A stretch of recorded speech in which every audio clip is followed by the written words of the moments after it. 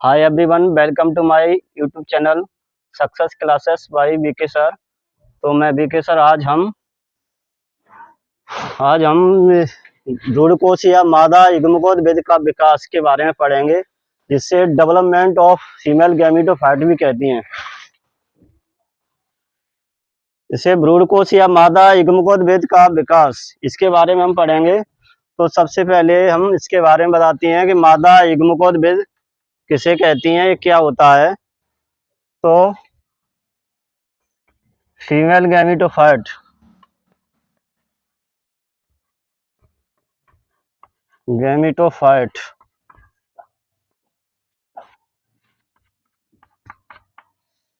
ये क्या होता है? फीमेल गैमेटोफाइट, इसे हिंदी में हम मादा युग्मकोद्भिद या भ्रूणकोश भी कहते हैं। भ्रूणकोश,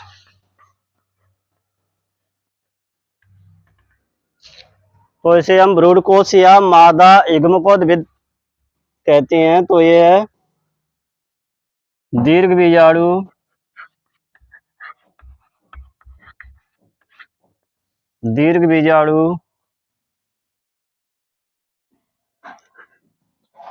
का परिवर्धन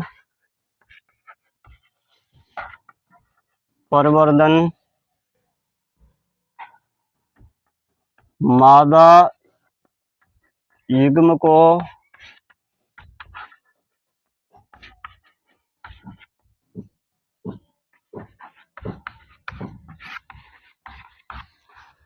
तो दीर्घबीजाणु का परिवर्धन मादा युग्मकोद्भिद कहलाता है। इसे हम भ्रूणकोश भी कहते हैं, भ्रूणकोश। तो दीर्घबीजाणु का परिवर्धन मादा युग्मकोद्भिद कहलाता है। यह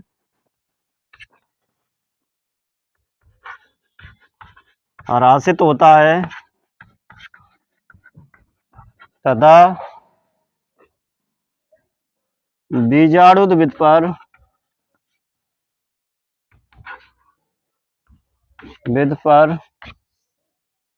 आश्रित रहता है और यह बीजांडकाय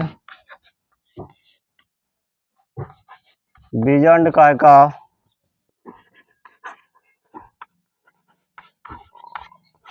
अधिकांश भाग घेर लेता है।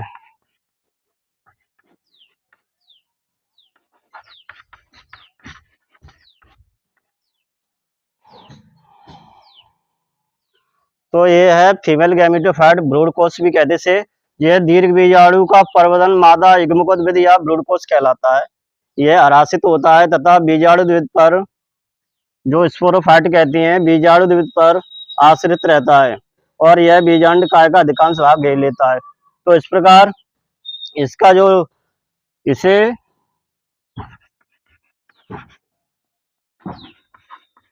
मोनोस्पोरिक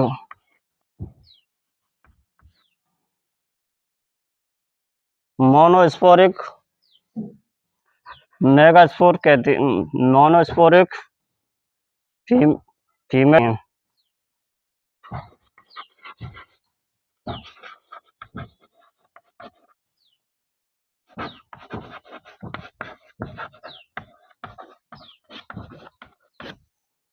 तो इस प्रकार इसे, क्योंकि इसका निर्माण हो रहा है वो एक दीर्घबीजाणु से हो रहा है, इसीलिए हम इसे मोनोस्पोरिक फीमेल गैमेटोफाइट कहते हैं। क्योंकि इसका जो निर्माण हो रहा है मादा युग्मकोद्भिद का, वह एक ही दीर्घबीजाणु से होता है, इसीलिए हम इसे मोनोस्पोरिक या एक बीजाणु मादा युग्मकोद्भिद कहती हैं। यह अधिकतर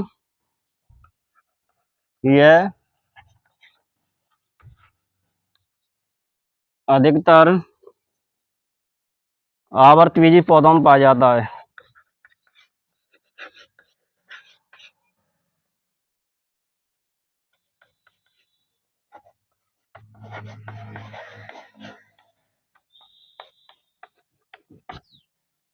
तो यह अधिकतर आवर्तबीजी पौधों में पाया जाता है, जिसे पॉलीगोनम भी कहते हैं। पॉलीगोनम प्रकार का भ्रूणकोश भी कहती हैं, पॉलीगोनम प्रकार का। तो इस प्रकार हमने ये पढ़ा कि भ्रूणकोश या मादा युग्मकोद्भिद किसे कहती हैं।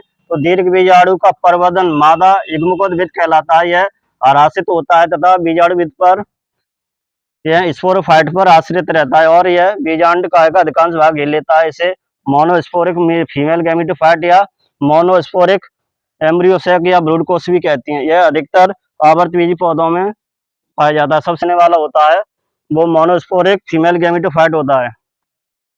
अब हम इसके आगे समझेंगे क्योंकि मादा युग्मकोद्भिद का या ब्रूड कोश कितने प्रकार का होता है, हम इसके बारे में बताएंगे। तो टाइप्स ऑफ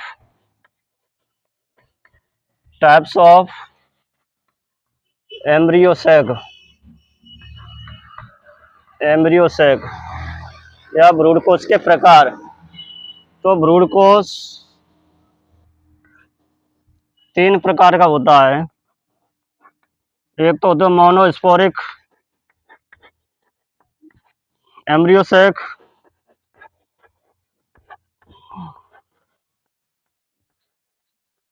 इसे कहते हैं मोनोस्पोरिक एम्ब्रियोसेक। और ये होता है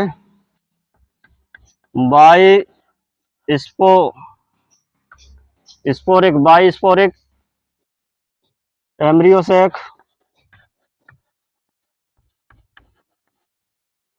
और तीसरा प्रकार का होता है वो होता है टेट्रा स्पोरिक एम्ब्रियोसेक।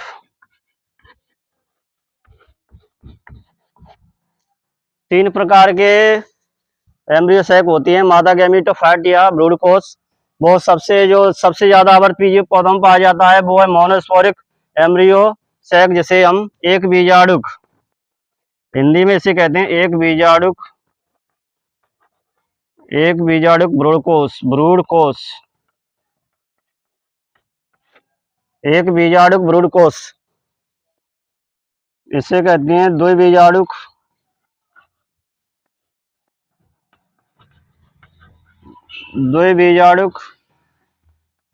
ब्रूड कोश।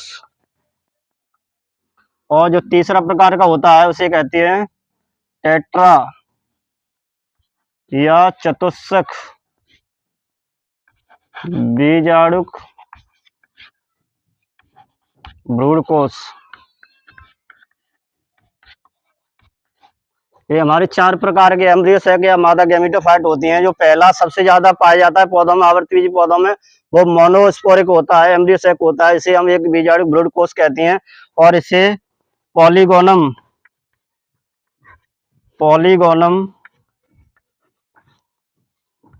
नामक पौधे में देखा गया था। सर्वप्रथम देखा या खोजा गया। सर्वप्रथम इसे पॉलीगोनम नामक पौधे में सर्वप्रथम देखा गया या खोजा गया था, इसीलिए इसे पॉलीगोनम एम्ब्रियोसेक भी कहते हैं। पॉलीगोनम ये वाला बीजाणु है जो द्विबीजाणुक है, जिसे बाइस्पोरिक एम्ब्रियोसेक कहती हैं। तो ये एलियम नामक पौधे में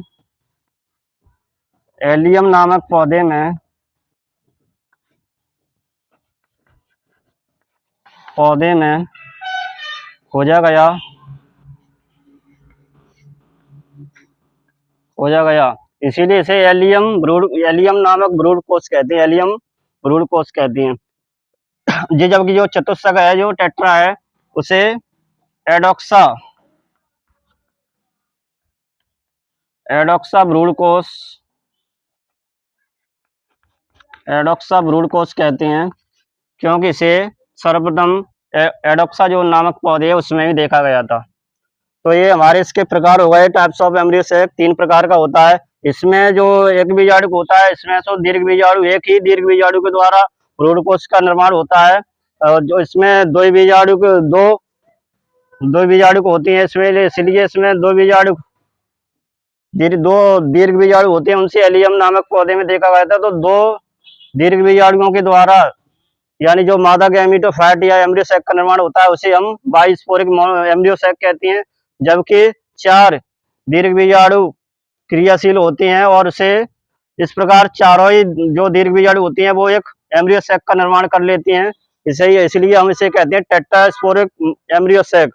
तो इस प्रकार ये हमारे प्रकार हैं एम्ब्रियोसेक के। अब हम इसके बाद मादा युग्मकोद्भिद का विकास डेवलपमेंट पढ़ेंगे। इसका डेवलपमेंट है या विकास है जो भ्रूणकोश का या मादा युग्मकोद्भिद का विकास या भ्रूणकोश का विकास किस प्रकार होता है। तो ये हमारी अब ये हेडिंग है भ्रूणकोश या मादा युग्मकोद्भिद का विकास, डेवलपमेंट ऑफ फीमेल गैमेटोफाइट। तो ये है भ्रूणकोश का विकास या मोनोस्पोरिक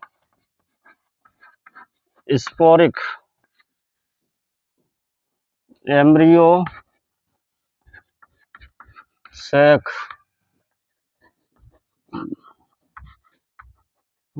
डेवलपमेंट। जो डेवलपमेंट है वो है मोनोस्पोरिक एम्ब्रियो सेक, जो सबसे ज्यादा आवृतबीजी पौधों में पाया जाता है, इसलिए इससे भ्रूणकोश का विकास हम देखेंगे। तो इसमें क्रियाशील दीर्घबीजाणु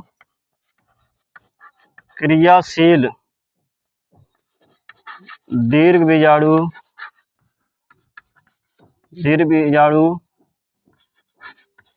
बीजांडकाय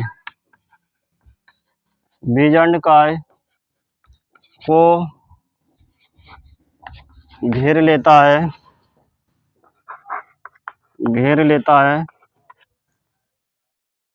बीजांडकाय को घेर लेता है और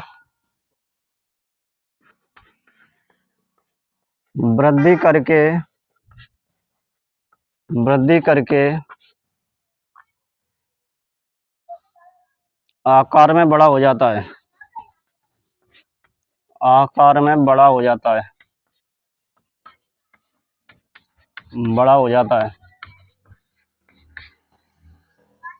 तथा इसमें पाए जाने वाला अगुणित केंद्रक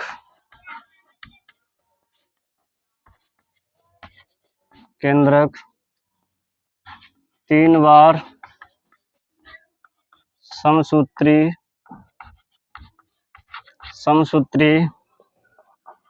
विभाजन द्वारा विभाजित होकर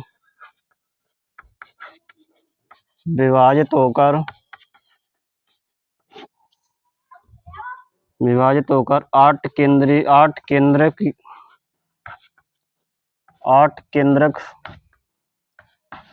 केंद्रकों का निर्माण कर लेता है।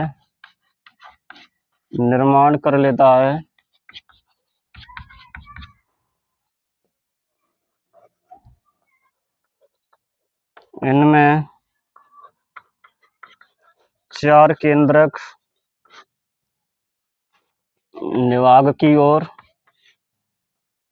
निवाग या कैलाजा की ओर तथा शेष चार केंद्रक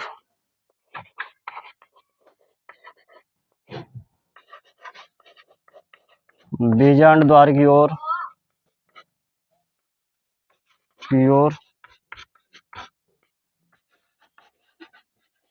स्थित होते हैं।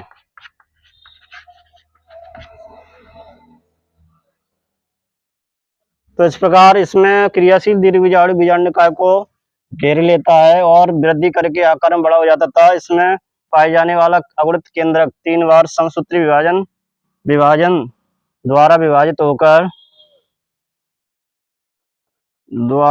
होकर 8 केंद्रकों का निर्माण कर लेता है। इनमें से 4 केंद्र निवाग या कैलाजा की ओर तथा शेष 4 केंद्रक बीजांड द्वार की ओर स्थित होते हैं।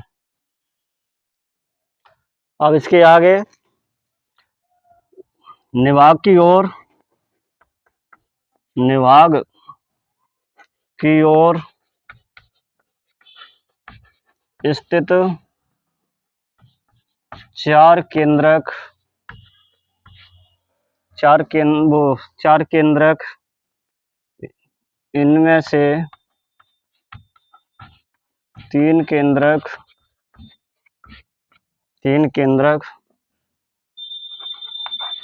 प्रतिमुख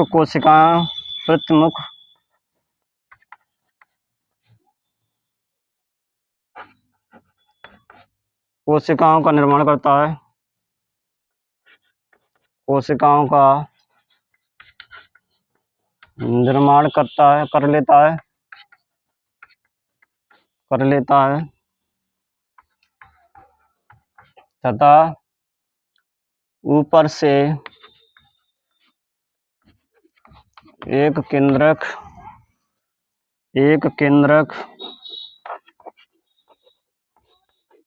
मध्य में स्थित होता है, तथा इसी प्रकार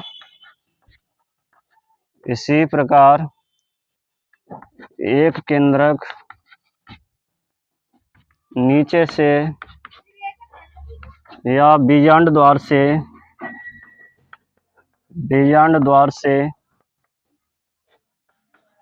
मध्य में आ जाता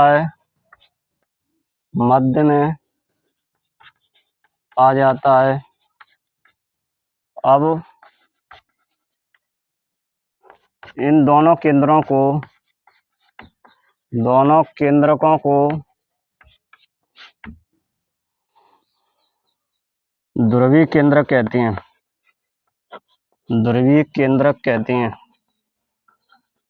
केंद्रक इन्हें इंग्लिश में पोलर न्यूक्लियाई कहते हैं, जो आपस में संलयन करके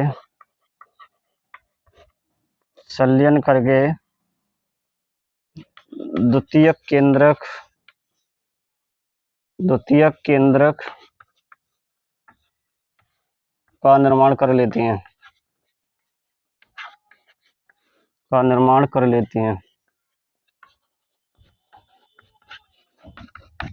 तो इस प्रकार ये हमारे द्वितीय केंद्रक का निर्माण हो गया।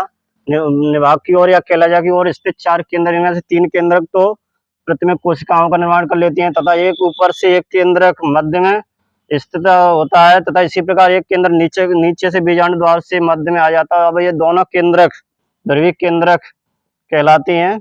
अब आपस में संलयन करके ये दोनों केंद्रक जो मध्य में आ जाते हैं, एक ऊपर से एक नीचे से, दोनों केंद्रक आपस में संलयन करके द्वितीय केंद्र का निर्माण कर लेते हैं। जबकि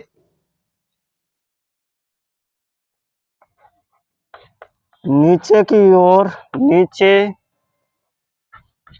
ओर या बीजांड द्वार की ओर स्थित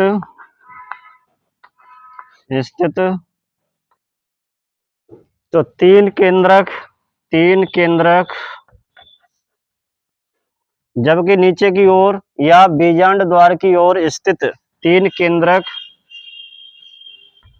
अंड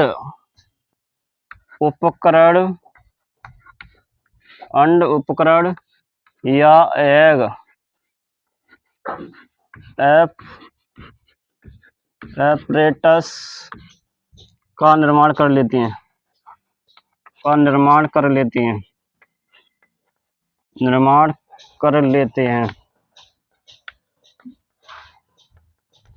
इनमें मध्य में स्थित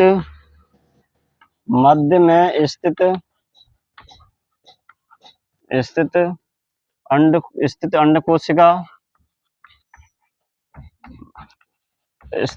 कोशिका तथा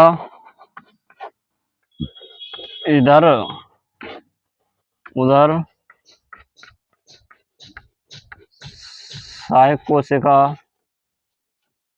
सहायक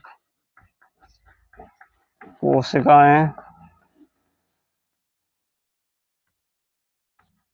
स्थित होती हैं।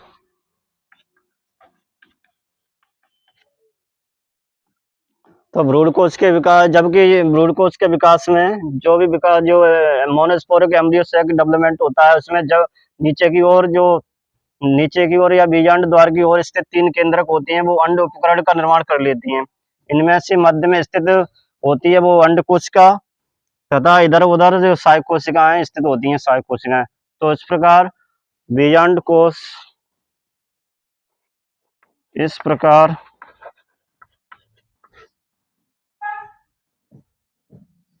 भ्रूण कोश का निर्माण या विकास होता है।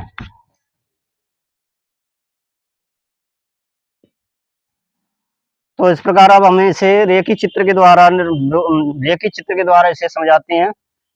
तो इसे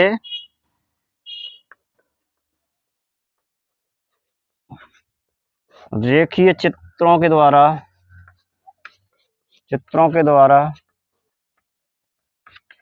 भ्रूण कोश का विकास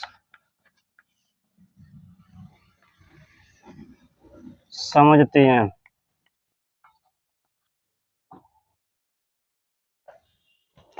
तो इस प्रकार हम अब चित्रों के द्वारा देखते हैं कि जो मादा गैमेटोफाइट है, उसका विकास किस प्रकार होता है। सो सर्वप्रथम देखते हैं हम मेगास्पोर मदर सेल। ये है मेगास्पोर मदर सेल, इसे कहते हैं दीर्घ बीजाणु मात्र कोशिका। तो ये दुगुणित होती है, 2n होती है, और इसमें मियोसिस विभाजन होता है, जिसे हम अर्धसूत्री विभाजन कहते हैं। और इस अर्धसूत्री विभाजन के द्वारा ही दीर्घ बीजाणु मात्र कोशिका या मेगास्पोर मदर सेल 4 दीर्घ बीजाणुओं का निर्माण करती है। जो दीर्घ बीजाणु होती हैं वो अगुणित होती हैं, हैप्लॉइड होती हैं। तो इनमें से 3 जो ऊपर की ओर स्थित होती हैं वे डिजेनरेट हो जाती हैं, यानी नष्ट हो जाती हैं। और जो लास्ट का जो बड़ा होता है दीर्घ बीजाणु, वो फंक्शनल या क्रियाशील होता है। और जबकि ऊपर के 3 जो गुरु बीजाणु होते हैं या दीर्घ बीजाणु होते हैं, वे अक्रियाशील होते हैं, इसलिए वे नष्ट हो जाते हैं। और यही जो दीर्घ बीजाणु है, यह बीजांड काय का अधिकांश भाग घेर लेता है और घेर कर एक वृद्धि कर लेता है। और इसमें केंद्र, जिसमें 3 बार माइटोसिस विभाजन होता है। इसी में जो फंक्शनल मेगास्पोर है, दीर्घ बीजाणु है जो क्रियाशील होता है, इसमें 3 बार माइटोसिस विभाजन या समसूत्री विभाजन होता है। तो समसूत्री विभाजन होता है, तो इसमें 2 केंद्रकों का निर्माण हो जाता है। एक केंद्रक ये है, एक केंद्रक ये है। तो इसके बाद दोबारा पुनः माइटोसिस विभाजन होता है, तो इसमें 2 केंद्रक ऊपर, 2 नीचे, यानी 4 केंद्रकों का निर्माण हो जाता है। इसके बाद पुनः तीसरी बार माइटोसिस विभाजन होता है, तो इसमें 4 ऊपर की ओर केंद्रक, 4 नीचे की ओर केंद्रकों का निर्माण हो जाता है। कुल केंद्रकों का निर्माण होता है, तो कुल केंद्रकों की संख्या 8 हो जाती है। तो इस प्रकार अब एक केंद्रक जो ऊपर की ओर स्थित होते हैं, वहां से जो ऊपर की ओर जो स्थित ध्रुव है और नीचे की ओर, तो नीचे की ओर ध्रुव से एक केंद्रक और एक ऊपर की ध्रुव से एक केंद्रक, दोनों ही केंद्रक मध्य में स्थित आ जाती हैं। तो इन दोनों ही केंद्रकों को हम पोलर न्यूक्लियाई कहती हैं, पोलर न्यूक्लियाई कहती हैं, यानी ध्रुवीय केंद्रक कहती हैं। जो पोलर न्यूक्लियाई आपस में फ्यूजन या संलयन करके आपस में संलयन कर लेती हैं, जिससे दुगुणित यानी सेकेंडरी न्यूक्लियस बनता है। सेकेंडरी न्यूक्लियस को हम द्वितीयक केंद्रक कहते हैं। और जबकि जो ऊपर की ओर जो बीजांड द्वार होता है, बीजांड द्वार पर एक एग एपरेटस बन जाता है, एग एपरेटस, जिसे अंड उपकरण भी कहते हैं। और इसमें इधर उधर, ये इधर उधर है, एक इधर एक उधर, दोनों कोशिकाएं होती है, उन्हें हम सिनर्गिड सेल कहते हैं, सहायक कोशिकाएं कहते हैं। जबकि जो मध्य में होती है, मध्य में, इसे हम एग सेल कहते हैं, अंड कोशिका कहते हैं। और जबकि जो मध्य में स्थित उसे होती है, उसे हम द्वितीयक केंद्रक कहते हैं। जबकि निभाग की ओर जो निभाग होता है, कैलेजा होता है, कैलेजा उसे की ओर जो सेलुलोस के निर्माण के कार्य इसमें भित्तियों का निर्माण होता है और ये कोशिकाएं अलग अलग हो जाती हैं। तो इन कोशिकाओं को अलग अलग स्थित होती हैं, तो इन कोशिकाओं को हम एंटीपोडल्स सेल या प्रतिमुख कोशिकाएं भी कहते हैं। हिंदी में इन्हें हम प्रतिमुख कोशिकाएं कहते हैं। इसे हम द्वितीयक केंद्रक कहते हैं, इसे हम अंड कोशिका कहते हैं, और इधर उधर पाई जाने वाली सिनरगेड सेल को हम सहायक कोशिकाएं कहते हैं। और इस पूरे सिनरगेड सेल और अंड कोशिका ये तीनों ही मिलकर एग एपरेटस बनाती है, जिसे हम हिंदी में अंड उपकरण कहते हैं। एग एपरेटस, जिसे हम हिंदी में अंड उपकरण कहते हैं। तो इस प्रकार भ्रूण कोश का जो निर्माण होता है, तो हमारे भ्रूण कोश में 7 कोश की 8 केंद्र की होता है ये भ्रूण कोश। इसमें देखो 7 कोश की 1 2 3 कोशिका तो नीचे है, 1 कोशिका ये 4 और 3 कोशिका है जो ऊपर है। तो यानी कोशिका 7 कोशिका होती है इसमें, और केंद्रक 8 होती हैं। तो 3 केंद्रक 2 5 और 3 8, यानी जो भी मोनोस्पोरिक भ्रूण कोश होता है, एक बीजाणु भ्रूण कोश होता है, वो 7 कोश की और 8 केंद्र की होता है, क्योंकि इसके भ्रूण कोश में 7 कोशिकाएं होती हैं और 8 केंद्रक होती हैं। तो इस प्रकार ये भ्रूण कोश का निर्माण हुआ है। तो कोश का निर्माण तो किससे होता है?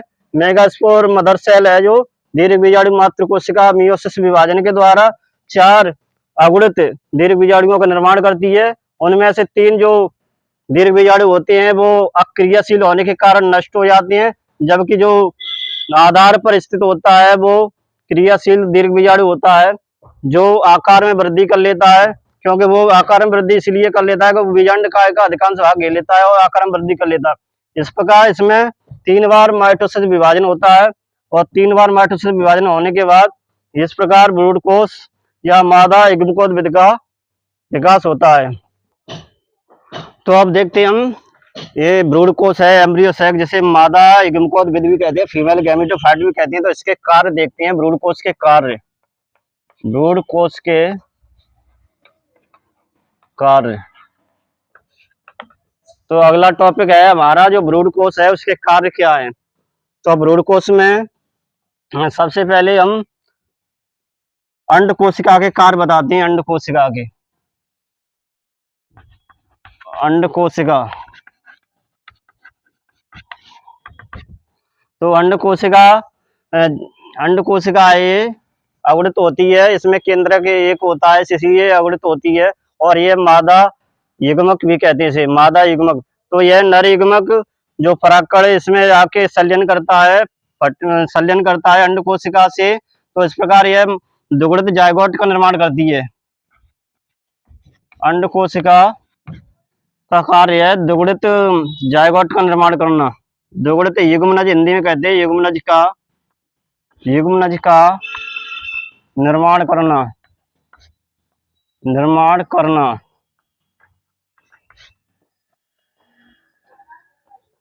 तो अंड कोशिका का जो भी कार्य है वो कार्य है, क्योंकि अंड कोशिका जो नर युग्मक के साथ संलयन करके दुगुणित जायगोट या दुगुणित युग्मनज का निर्माण कर लेती है, और यही युग्मनज वृद्धि करके भ्रूण बना लेता है, भ्रूण बन जाता है। तो इसके बाद जो सहायक कोशिका है, सहायक कोशिका का कार्य होता है, सहायक कोशिका का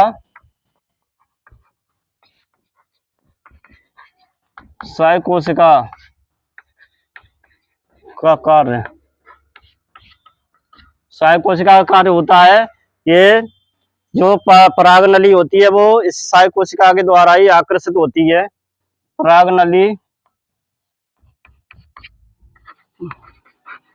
परागनली इसके द्वारा ही आकर्षित होती है।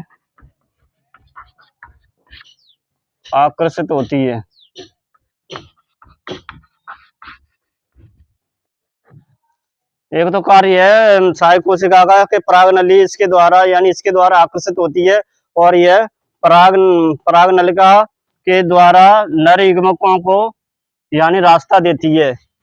तो नर युग्मकों को रास्ता देती है यानी पथ प्रदर्शन करती है, और यह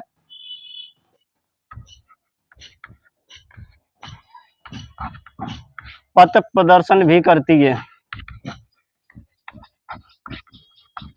तो सहायक कोशिका का कार्य है नर युग्मक के लिए पथ प्रदर्शन भी करती है, यानी नर युग्मक के लिए नर युग्मक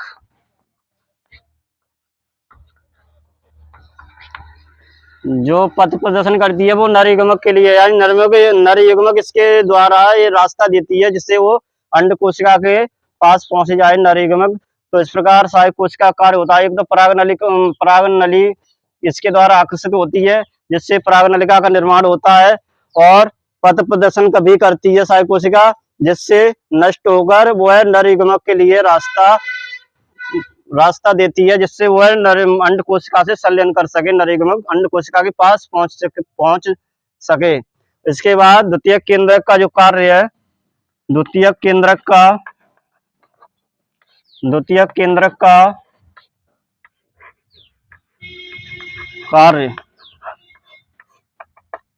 कार्य यह है कि यह नर युग्मक से संलयन करके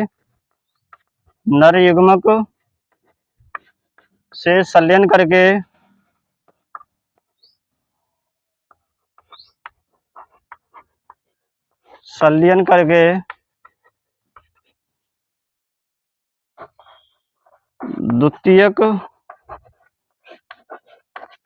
केंद्रक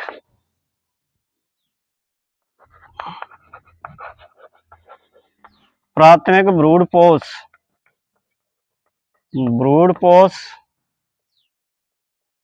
केंद्रक बनाता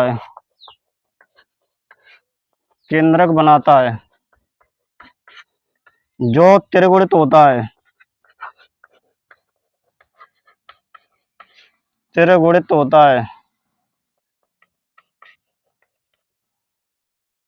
द्वितीय केंद्रक का कार्य होता है नर युग्मक से संलयन करके द्वितीय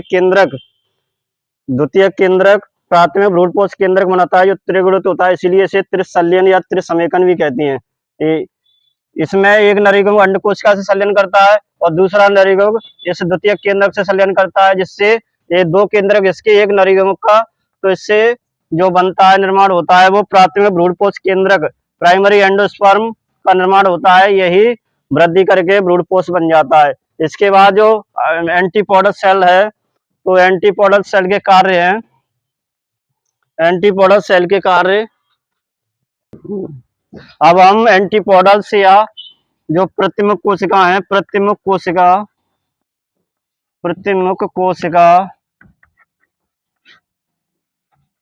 के कार्य, तो इसका मुख्य कार्य है भ्रूण कोश को पोषण प्रदान करना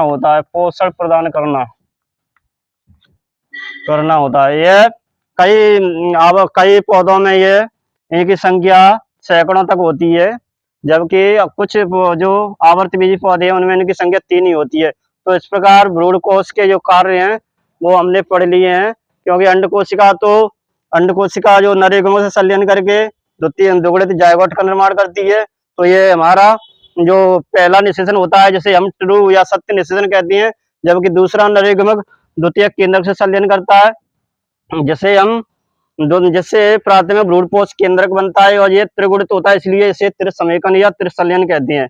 और जबकि सहायक कोशिकाओं का कार्य होता है, सहायक कोशिकाएं नष्ट हो जाती हैं और नर युग्मक के लिए रास्ता देती हैं और परागनली को आकर्षित करती हैं, परागनली का निर्माण भी करने में सहायक होती हैं सहायक कोशिकाएं। तो द्वितीय केंद्रक के कार्य में द्वितीय केंद्रक नर युग्मक संलयन करके प्राथमिक भ्रूणपोष केंद्रक बनाता है, जो वृद्धि करके भ्रूणपोष या एंडोस्पर्म बनाता है। तो एंडोस्पर्म आगे चलकर भ्रूण को ही पोषण प्रदान करता है। और एंटीपोडल सेल का कार्य होता है भ्रूण जो एम्ब्रियो सैक है उसको पोषण प्रदान करना।